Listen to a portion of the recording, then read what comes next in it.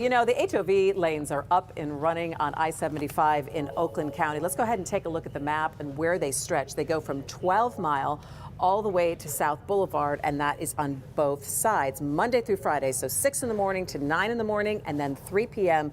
to 6 p.m. That's available for 2 and more people in your car. With me now is MDOT Senior Project Manager Mark Dubé, who is on the entire I-75 project. Mark, it's good to see you again. Yeah, no, thanks for having me on. I'm glad I can talk about HOV lanes, since they're new to Michigan. Yeah, I think, they're new to everyone. But before we even get to that, I want to take a step back. And when you see this project that you guys have been working on for quite a while, what runs through your mind now that everything is pretty much up and running?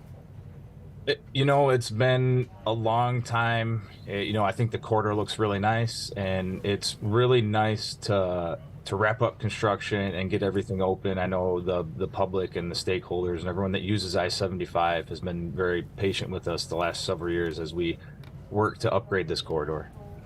I got to say, it's a smooth ride. I commute on 75 every day. And now looking at these HOV lanes, I had a bunch of questions. And what are, I guess, some of the biggest questions that you're getting from people about how they work? Is it enforcement?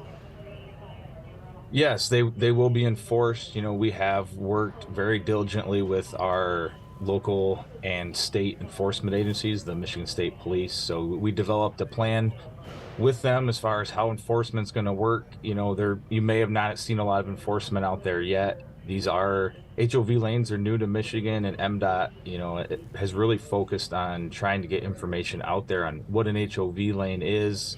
Who can use it, what are the eligibility requirements, what are the time frames before we actively start in, citing people. We wanted to give them an opportunity to understand the lanes and, who can use the lanes before we start citing them. Because, when you get caught using the HOV lane during the hours of eligibility, it will be a civil infraction.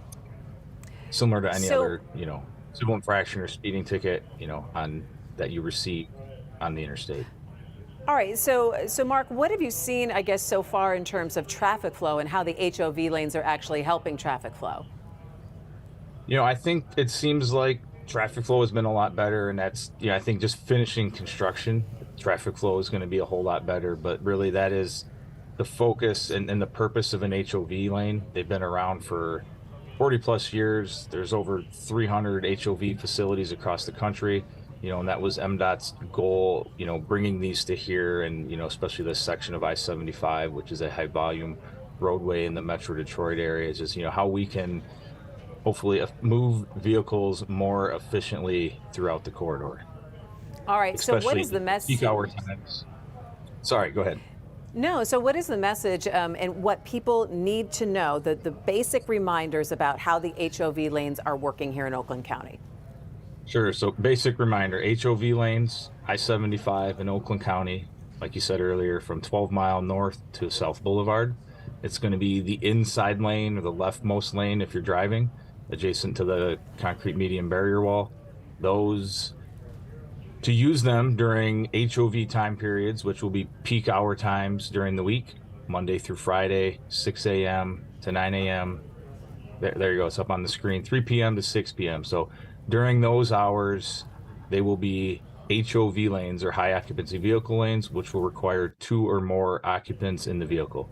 Outside of those hours, they will be open for use, just like any other lane within the interstate. So outside of those hours there, anyone can use them Monday through Friday, peak hour, these times here, 2 or more occupants.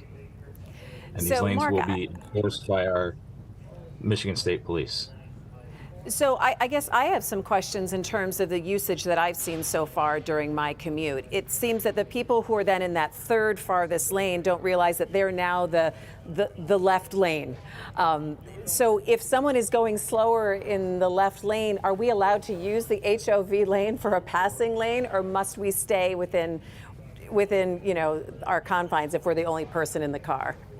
Correct. Well, I think that comes down to the hours of operation. Technically, it is open access. A lot of other facilities across the country, it's not a paint line separating the HOV versus the general purpose lanes. Here, it's open access. If you're in the hours of Monday through Friday, 6 to 9 or 3 to 6, those lanes are held specifically for high occupancy vehicles. So they would not, even if you had a single occupant, they're not there for passing, they're for HOV vehicles.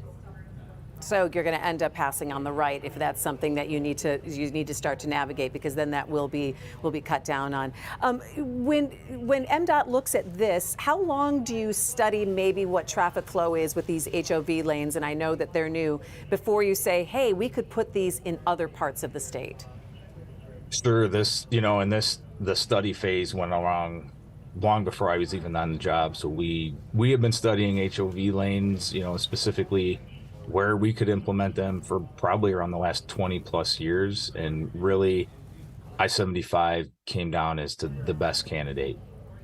But, just getting recently, legislation and open these lanes here, I think it's another tool in our toolbox where, as we look at rehabilitating the interstate and high volume roadways, this will be something that MDOT will consider moving forward. All right, so Mark, give us a sense of how long this, I guess, education part for drivers will go on before we'll start to see enforcement ramp up on the HOV lanes. Yeah, so we, hope there's a lot of information out there. MDOT will continue to put information out. You can go to MDOT's webpage, our YouTube channel, modernize75.com, the overall project website. There's a lot of information on there around HOV.